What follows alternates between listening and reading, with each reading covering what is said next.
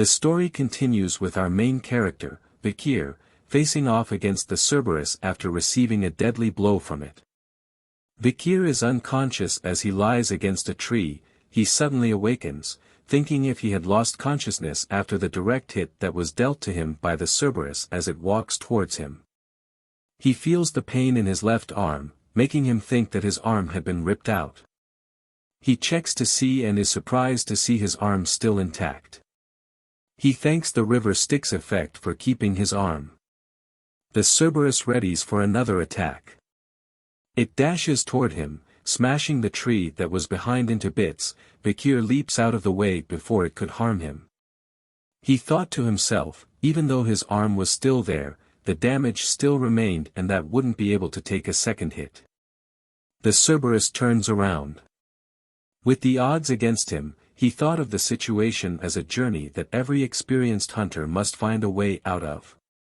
He thinks of the best possible action to take and decides to simply just run away as fast as possible. The Cerberus was alarmed seeing him running away. It chases after him. Vikir thinks that he was lucky that the Cerberus was injured, else he would have been torn apart by now as he continues to run away from it. He just has to make it past the iron fence, making him exit the restricted area. Vikir leaps over the iron face and readies himself to reach the place he had prepared beforehand as the Cerberus reaches the iron fence as well. If he was caught before reaching that place, it would be the end for him. The Cerberus rips apart the iron fence with its face, roaring loudly as it continues its chase. Dashing through the trees, he looks around to spot the area. He notices a pile of wood in front of the tree, making it the area where he was supposed to be. He runs with all his might, just a little bit further, he thought to himself. A bit more. He screams as the Cerberus chases right behind him. Realizing it was the perfect moment, he leaps into the air just as the Cerberus opens its mouth to attack. A single step forward onto a marking causes it to sink into the ground. Vikir lands on his back, safe from its attack, breathing heavily. While the Cerberus was met with many spears hidden in the ground below. He welcomes it to the cradle of swords. Wiping the sweat off his face, he was happy that the traps he made for hellhounds were useful against the Cerberus. Bloody beans were spread onto the spears that were in the ground. Being the same species as the hellhounds, the Cerberus was poisoned easily as its two heads cough vomit and are in pain. Its middle head notices Vikir, growling at him. As he holds a spear aimed at it and throws it with all his might. The spear bounces off its body as it growls loudly toward Vikir. Vikir starts to count down from 7. With each step the Cerberus took, a second passed. It slowly reaches Vikir, as the countdown approaches 0. Once it reached 0, it simply fell to the ground. Vikir lets out a sigh of relief as the Cerberus falls to the ground just before him. Happy to know that the rumors were true about the 7 steps. He explains that the spear he threw was different. That it was laced with the poison of the bloody mamba's venomous fang from when he was a baby. He goes on to absorb the mana from the Cerberus, meaning that it was fully dead this time. He stares at its corpse, thinking about how he should bring it back. But before that, he had something else to do. He knew that the presence of a Cerberus meant one thing: dungeon. Since its gatekeeper was dead, the dungeon was free to be explored. Vikir proceeds to cover himself in dried soil, rotten leaves, and moist roots. Looking at its footprints and drools, he backtracks it. He walks to an opening, saying he found it. He enters the cave, recalling that the cave was meant to be discovered in a few years' time. He stares deep into the cave, feeling its mana underneath the rotten surface, knowing that it has not been discovered yet. No light was given out, making the cave seem deeper than he thought. He smiles happily, excited at what treasures are laid within the dungeon as he slowly enters. As he walks further deep into the dungeon, Vikir notices red veins of ruby minerals throughout the area. Feeling that they were connected to the Red All Mountain. He notices light appearing before him, indicating that it was the entrance to the dungeon. The light shines brightly at him, making him cover his face with his hand. He enters a large room, and at the center of it was a floating red stone. Realizing that the dungeon's interior was bright due to the mana imbued into the ruby as he approaches the floating ruby. He notices something behind it, a skeleton with a note, showing that someone had been here before him. He inspects the skeleton, seeing its injuries caused by stabbings and that there were dried brown bloodstains as he picks up the note on the ground. A long time has passed for the skeleton. Vikir reads the note and recognizes it as a Baskerville member's writing.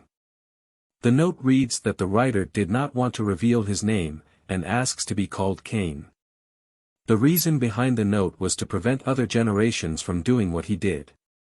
Further explaining that the stone chamber was talked about in the family as a legend. His brother, Abel, and he had coincidentally came across this place, raiding the dungeon and its countless trials. They had killed many monsters before arriving at the chamber, to find the final assignment to the place. The final assignment tied their feet here for a very long time. 3 years to be exact. Vikir can't believe that they stayed for 3 years, hinting that the brothers really wanted the treasure and that the final assignment was somewhere in the chamber. He looks at the stand of the floating ruby and sees some writing. When entering it's 1, but once inside it's 2. When leaving it's 1 was the riddle written on the stand. The note continues, with the brothers contemplating the ominous text forever until they came to a conclusion. The fact that they were twins meant that they were once one in their mother's womb, but when given birth they became 2. Meaning to get the treasure they had to become one again, and only one of them could leave with the treasure. After a fierce battle, Cain killed his brother and there was only one left in the stone chamber. But there was no change at all. Cain wonders why the treasure did not appear even after killing his own brother. He wonders why screaming. He decides to leave, wanting to tell others that found this place to leave immediately and that there was nothing to obtain in this devil's den that only serves to taunt humans. Vikir concludes that the brothers had done all sorts of things, only to leave empty-handed. Knowing that he had no twin, Vikir believes that the brothers had misinterpreted the text as he looks at the ruby. Thinking of the riddle once again. He thinks hard, knowing that no dungeon cannot be beaten. Upon looking at the skeleton again, an idea comes to mind. Vikir figured it out. Stating that the brothers were unlucky due to being twins and that idea had they fixed to it.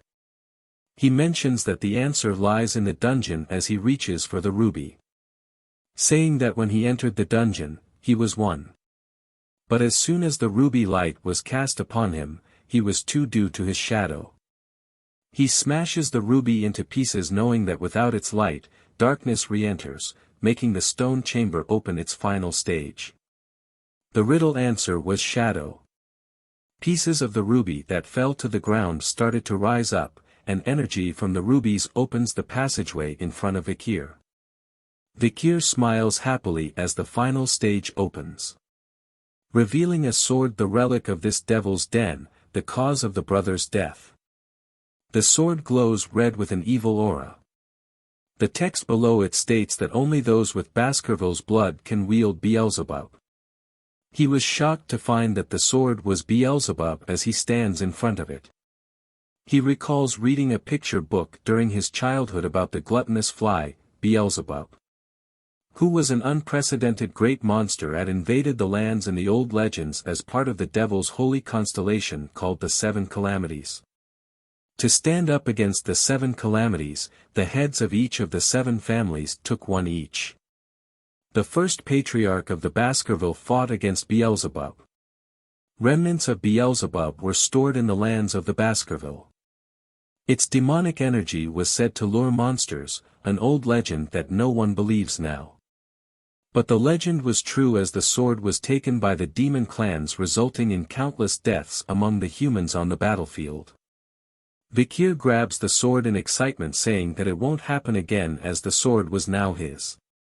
As he holds on to the sword, it lets out a ferocious energy as if it was howling.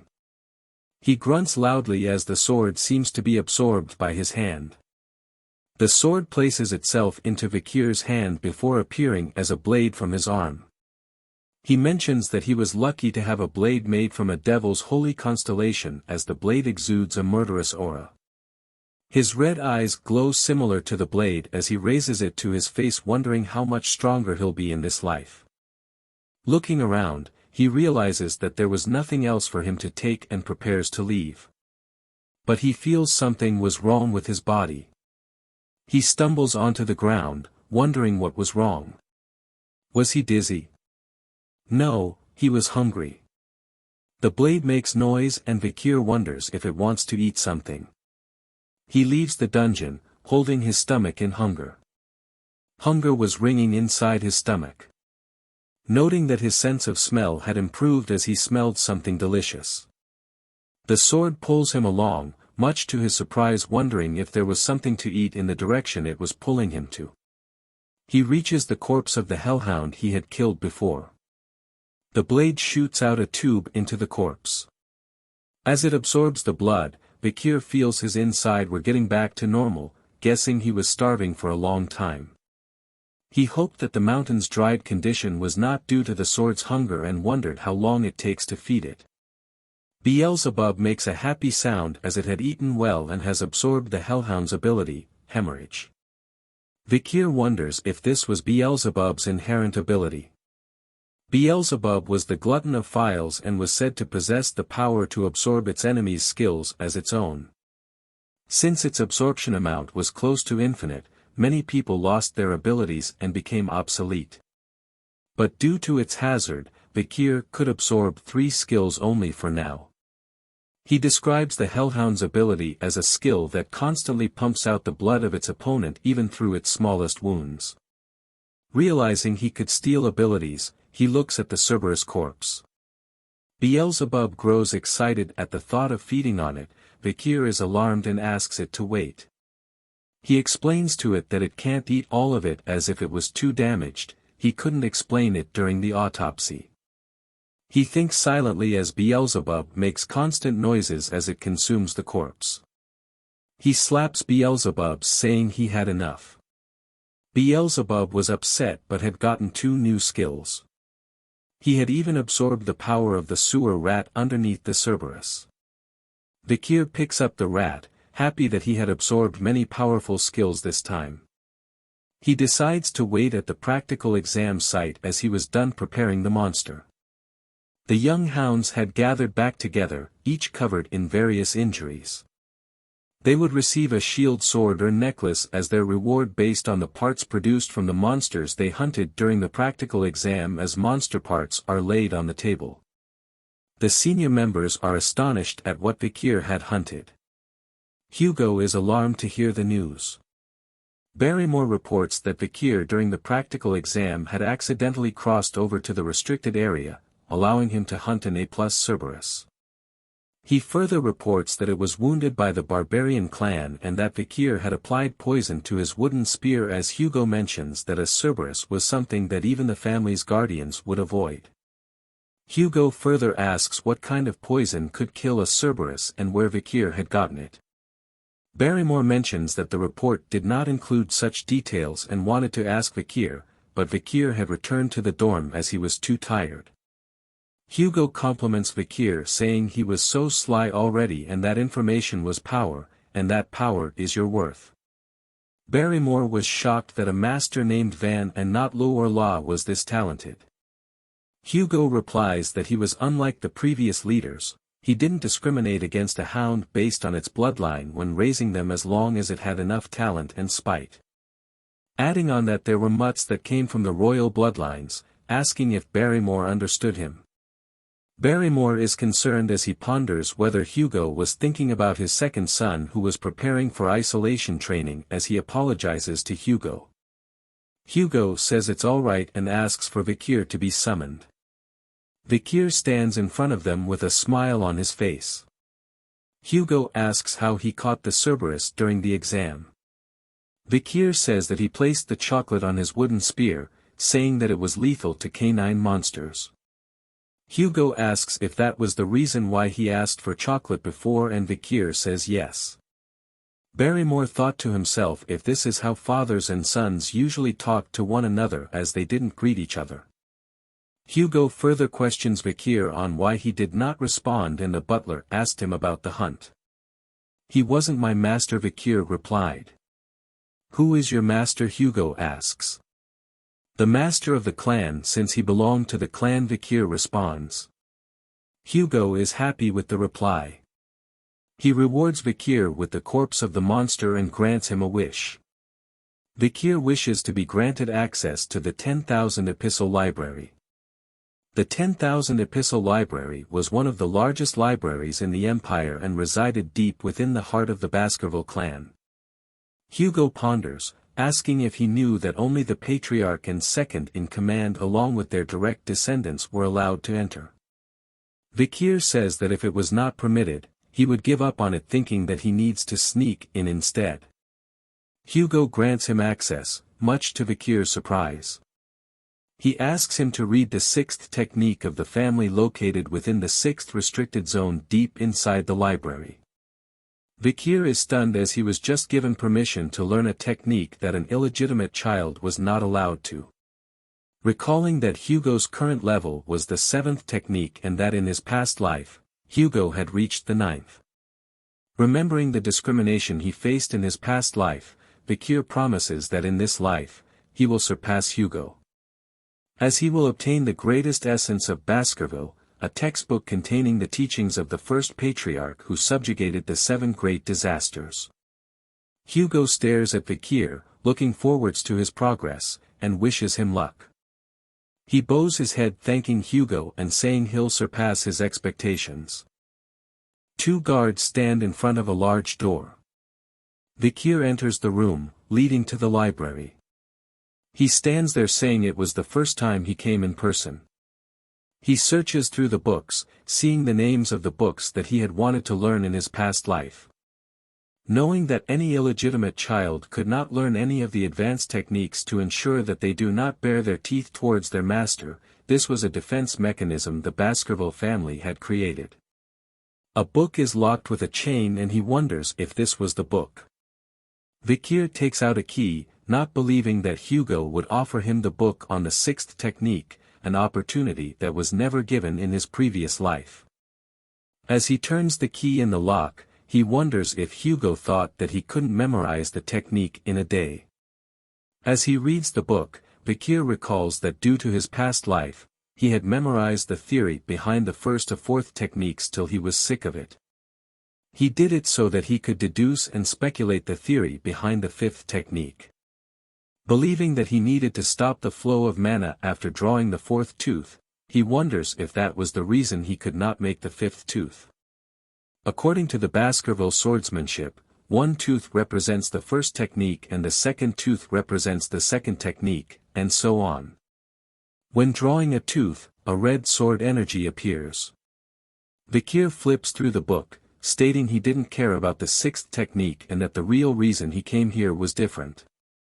He returns to the guards, who were surprised to see him come out of the library already. They asked him if he had left something outside and that they were getting it for him, as well as that there were more books about swordsmanship deep within the library. He tells them that he had finished what he came here for. The guard asks if he wants to stay longer, but he declines and wants to read other books and that they should do what they need to do in the meantime.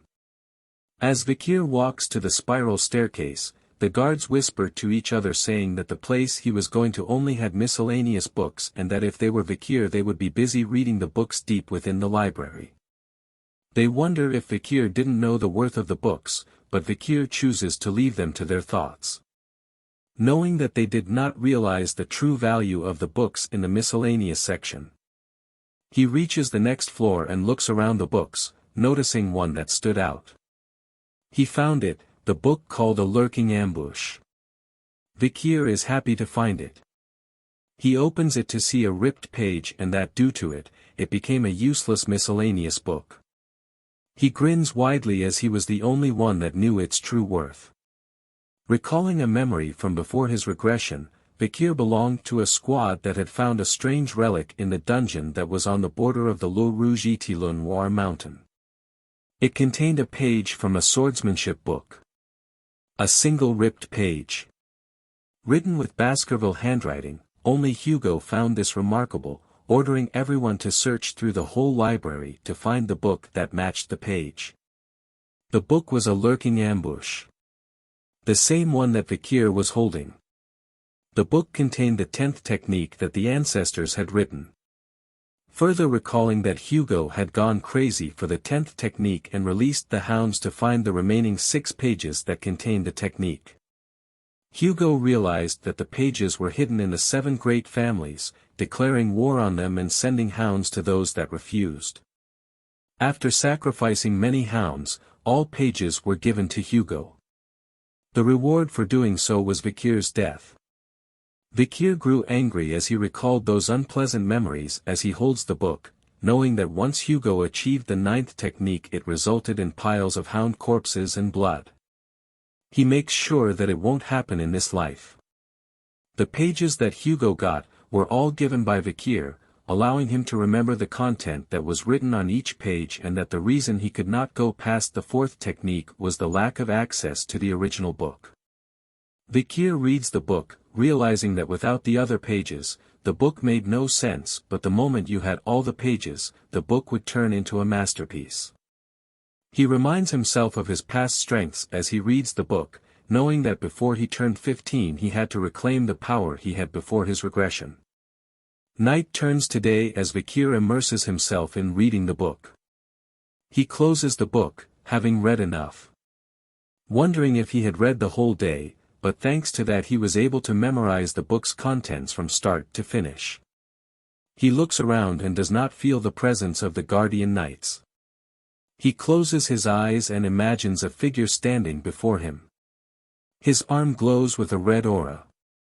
He opens his eyes and strikes the figure before him using the 1st technique. Continuing the strikes and moving on from the 1st to the 2nd technique and more. He grits his teeth as he thinks of his past self as pathetic. He worked hard to reach the highest level of graduator aura but was unsuitable to learn a proper sword technique, making the direct bloodline hostile to him. The main reason was that he was an illegitimate child. He dashes to the side of the figure once again, asking if they thought he would live the same way again. As he approaches the figure, it transforms into the older version of Hugo. Vikir slices Hugo relentlessly and exits the imaginary space. Breathing hard, he looks at his hand, thinking he was still weak and if he actually drew out the 5th tooth. He clenches both his fists in victory at the feat he had just done and felt happy to the point that he almost cried. He continues to look around, wondering if a sword was nearby to test the 5th technique again. Breaking records in Baskerville history, a young hound's canine teeth bared towards his master were growing. Finally succeeding in drawing the 5th tooth, Vikir believes that he could reach the level he was at as long as his mana could support it. Smiling happily, he notes that his mana capacity had increased and reached another level. A red liquid aura covers his hand, showing signs of a graduator. Vikir had gone from a high-class sword expert to a low-class graduator. A point that had taken him 30 years to reach, but he reached it at 8 years old now. Graduators are on a whole different level compared to sword experts as their aura turns from solid to liquid, density increases, and allows for it to be used more freely. Knowing his swordsmanship was better now and that he could reach the 10th technique, meant endless possibilities. Piercing Fong was what he learned before, which was able to make him stronger in a short period of time but had limitations. However, the lurking ambush was the perfect sword technique that could transition between offense and defense with no growth limitations.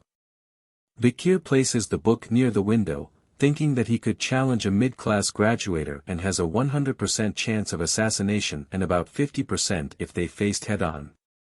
The only problem he had now was how much to show Hugo. He couldn't show too much or too little of his strength as he takes out an object from his pocket. He places it in front of the book, using the sunlight to make a small fire on the book itself. Vikir grins to himself at what he just did. The book is set aflame as he makes it impossible for other to reach the 10th technique and that he was the only one that knew how this time. The guardian knights appear behind him, asking what the smell was. They question Vikir, and he replied that he accidentally left the magnifying glass around and burnt the book. The guards are relieved to hear that only a useless book was damaged. Vikir asks the guards if they should bother with such a small thing since there were bigger problems to handle. The guards agree to keep it a secret if Vikir agrees. Vikir agrees and proceeds to leave. The guards are happy and think of him as a nice person deserving their respect as he walks away with a smile. Vikir appears before Hugo and Barrymore once again. Hugo asks if he had reached enlightenment. He replies sort of. Hugo asks what he had learned, and Vikir mentions that he felt something warm and sharp yet soft and viscous. Both Barrymore and Hugo are alarmed at hearing this. Barrymore wonders if it was an aura. Aura was something that only 15-year-olds could obtain after years of training. Hugo thinks to himself about why he was getting excited for over an 8-year-old and asks Vikir to show him. He accepts happily. An arena is showcased. Many young masters are confused as Vikir is seen standing with a sword. Barrymore asks Hugo how he intends to test his skills. Hugo replies that a monster will be released. The gate opens and a huge orc exits with chains all over its body. It growls loudly with menacing red eyes. Other young masters in the stand are shocked to see it as they wonder if an 8-year-old could take on an orc by himself. Vikir and the orc are standing face to face. Hugo waves his hand, signaling to the knight to remove the orc's chains. It screams out powerfully and rushes towards Vikir.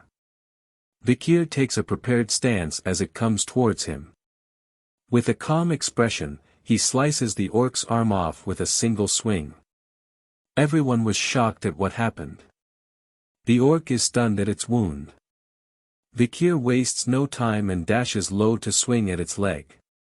He slices it off in one strike again, causing the orc to fall to the ground. The orc remains confused at what happened to it. Vikir looks back, thinking that the orc was confused about why it was bleeding for the first time and that its regenerative skill won't activate. It was due to the skill of the bloodhound. It overpowered the orc's ability. People in the stands are wondering how he was that strong. Hugo stares, thinking deeply. Vikir looks at him, knowing he was trying to determine what he learned in the library, and proceeds to show him what he wants. Hugo and Barrymore looked alarmed. Vikir had revealed Aura Blade as his sword is covered in a strong red aura. The orc tries to get up, but senses a red presence approaching it.